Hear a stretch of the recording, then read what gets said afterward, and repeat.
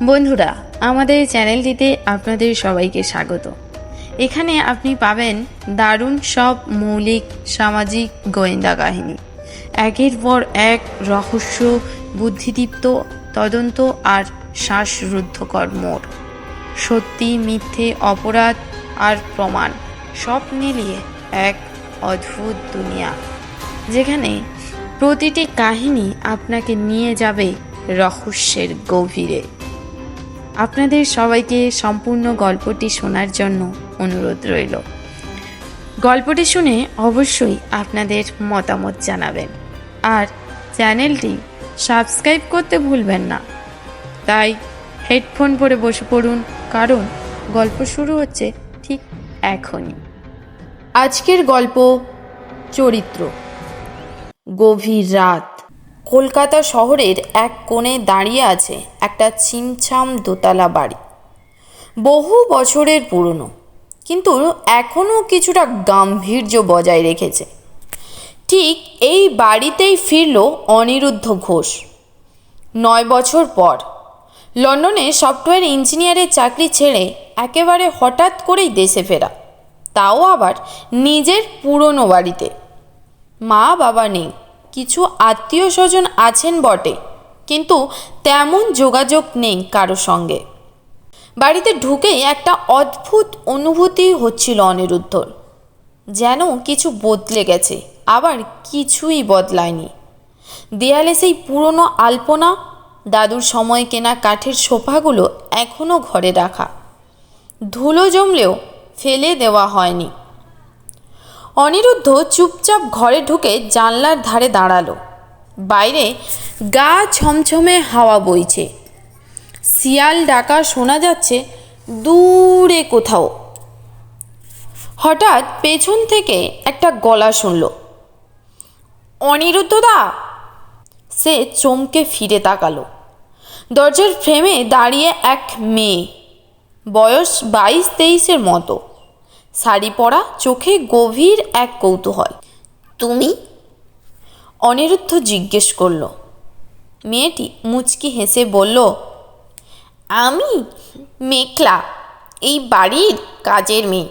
মাসিমা, মানে আপনার মা, আমার খুব স্নেহ করতেন। আপনি চলে যাওয়ার পরেও আমি থাকি এখানে। অনিরুদ্ধ মাথা নেড়ে বলল, ভালো লাগলো শুনে। তুমি থাকো এখানে একা? মেঘলা বলল, না, আমি একা নই, আরও 2জন কাজের লোক আছে। তাছাড়া এই বাড়িতে মাঝে মাঝে কেউ না কেউ আসে, কেউ বড়ি পড়তে, কেউ পুরনো স্মৃতি খুঁজতে। অনিরুদ্ধ ভ্রু কুঁচকে বলল, মানে? মেঘলা একটু থেমে বলল, এই বাড়িতে কিছু অদ্ভুত জিনিস ঘটে দাদা। আপনার মা যেদিন মারা যান তার পরের দিন থেকে। অনিরুদ্ধ জোরে হেসে উঠল, ভূতের গল্প? এবার এসব শোনা যাবে। কিন্তু মেঘলার মুখে হাসি ছিল না। সে শুধু বলল, আপনি থাকুন কিছুদিন, নিজের চোখে দেখবেন। পরদিন ভোরে অনিরুদ্ধ উঠে দেখে বাগানের সামনে একটা কালো ছায়া দাঁড়িয়ে আছে। সে প্রথমে ভাবে এটা মেঘলা বা অন্য কেউ হবে, কিন্তু যখন ছায়াটা আস্তে আস্তে মিলিয়ে যায়, তখন সে হঠাৎ ঠান্ডা একটা স্রোত বয়ে যেতে অনুভব করে তার মেরুদণ্ড বেয়ে। সেই দিনই সে খুঁজে পায় একটা পুরনো ডায়েরি, মার লেখা। ডায়েরির মধ্যে লেখা আছে কিছু অদ্ভুত কথা। চরিত্রের ভিতরেই সব লুকিয়ে আছে। মানুষ চেনা বড় কঠিন, কে আপন, কে পর, কে সত্যি, কে মিথ্যে। এই বাড়ির দেয়ালে দেয়ালে তাদের ছায়া ঘোরে। অনিরুদ্ধর কপাল ভাঁজ হয়ে যায়। চরিত্র মানে কি? মা কাকে বলছিলেন? অনিরুদ্ধ ডায়েরিটা নিয়ে পড়ে থাকে। একের পর এক পাতায় লেখা রহস্যময় সব ঘটনা। কারা যেন মাঝরাতে দরজায় ঘোরাঘুরি করে, রান্নাঘর থেকে অদ্ভুত শব্দ আসে। আয়নার সামনে দাঁড়ালে নিজেকে চেনা যায় না। এদিকে বাড়িতে কাজের ছেলেটা হঠাৎ একদিন নিখোঁজ হয়ে যায়। আরেকজন বলে সে নাকি বাড়ির নিচতলার ঘরে ঢুকে আর বের হয়নি। অনিরুদ্ধ সেই ঘর খুঁজে বের করে, তালা বন্ধ। অনেক চেষ্টা করে তালা ভাঙে। দরজা খুলতেই গা ছমছমে একটা গন্ধ। ভেতরে পুরনো পুতুল, ছবি আর কিছু হাতে লেখা কাগজ। কাগজে লেখা, যদি জানতে চাও কে আসল চরিত্র তবে আয়নায় চোখ রাখো। অনিরুদ্ধ আয়নার সামনে দাঁড়িয়ে। মায়ের ডায়েরিতে লেখা সেই বাক্য, যদি জানতে চাও কে আসল চরিত্র তবে আয়নায় চোখ রাখো। সে নিজের চোখের দিকে তাকায়। প্রথমে কিছুই অদ্ভুত লাগে না, কিন্তু খানিক বাদে চোখ দুটি যেন একটু আলাদা লাগে। একটা গভীর ঠান্ডা ভাব। হঠাৎ যেন চশমার পেছন থেকে কেউ তাকে পর্যবেক্ষণ করছে। তার মনে পড়ে সে ছোটবেলায় মাঝে মাঝে আয়নায় নিজের প্রতিবিম্বকে প্রশ্ন করত, তুই আমি না আমি তুই? আজ সেই প্রশ্নটাই যেন ভয়ানক হয়ে দাঁড়িয়েছে। হঠাৎ আয়নার কাছে জমে থাকা ধোঁয়ায় ভেসে ওঠে এক লাইন লেখা, তুমি এখন যেখানে দাঁড়িয়ে আছো আমি ওখানেই মরে গেছিলাম। অনিরুদ্ধ চমকে পেছনে তাকায়। কেউ নেই। সে থমকে যায়, গলা শুকিয়ে আসে। কে লিখল এটা? পরদিন সকালবেলা সে মেঘলাকে ডাকে, তুমি এই ঘরে কখনো এসেছো? মেঘলা ঘাড় নাড়ে, না দাদা, এই ঘরটা তো সবসময় তালা বন্ধ ছিল, আপনি আসার পরেই তো খুলেছেন। তাহলে এই আয়নায় লেখা কথাটা কে লিখতে পারে? মেঘলা এবার কিছু না বলে চুপ করে থাকে, যেন কিছুই জানে না, কিন্তু বলছেও না। অনিরুদ্ধ জোরাজুরি করলে সে ধীরে ধীরে বলে, দাদা, আপনার মা শেষের দিকে মানসিকভাবে খুব ভেঙে পড়েছিলেন। বলতেন, চরিত্ররা আমাদের মধ্যে বাস করে, সবাই একটা না একটা মুখোশ পরে থাকে। অনিরুদ্ধ তখনই ভাবে এই চরিত্র শব্দটা শুধু একজন নয়, হয়তো অনেকজনকে বোঝাতে ব্যবহৃত হয়েছে। সে ডায়েরির পরের পাতায় খুঁজতে থাকে।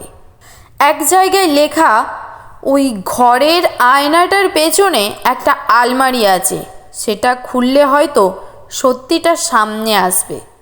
আয়নার পেছনে দেয়ালে চাপ দিলে একটা কাঠের অংশ খুলে যায়।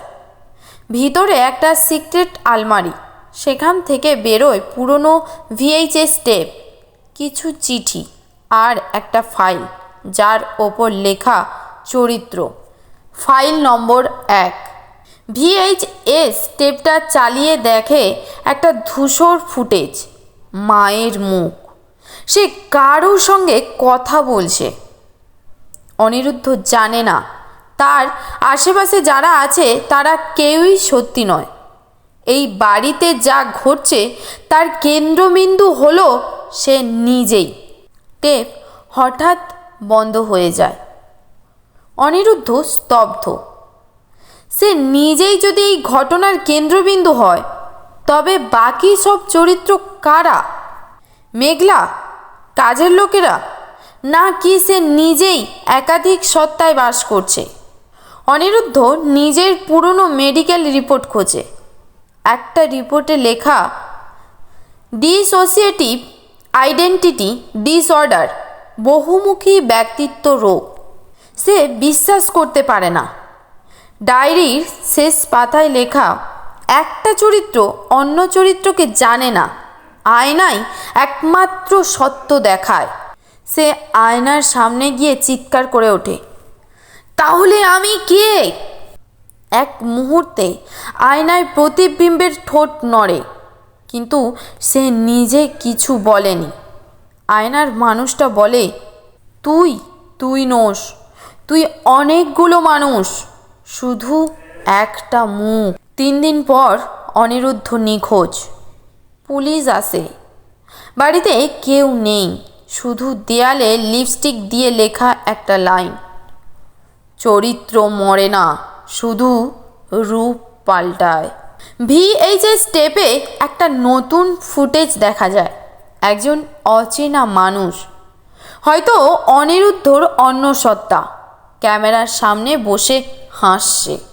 যা ছিলাম তা তো আমি জানতামই না। এখন আমি নিজের চেহারার ভিতরেই হারিয়ে গেছি। এই গল্পে চরিত্র মানে শুধু নাটকের চরিত্র নয়, মানুষের ভেতরের রূপ, যেটা সে নিজেও জানে না। অনিরুদ্ধ নিজের বহুমুখী সত্তার দ্বারা চালিত হয়ে নিজের উপরেই তদন্ত চালায়, কিন্তু একসময় সে বুঝে যায় তাকে খুঁজতে গিয়ে সে নিজের মধ্যেই হারিয়ে গেছে। শুধু গল্পে থাকে না, আমাদের প্রতিদিনের জীবনে লুকিয়ে থাকে। মুখোশ পরে হাসে, কান্না করে, প্রতিশোধ নেয়,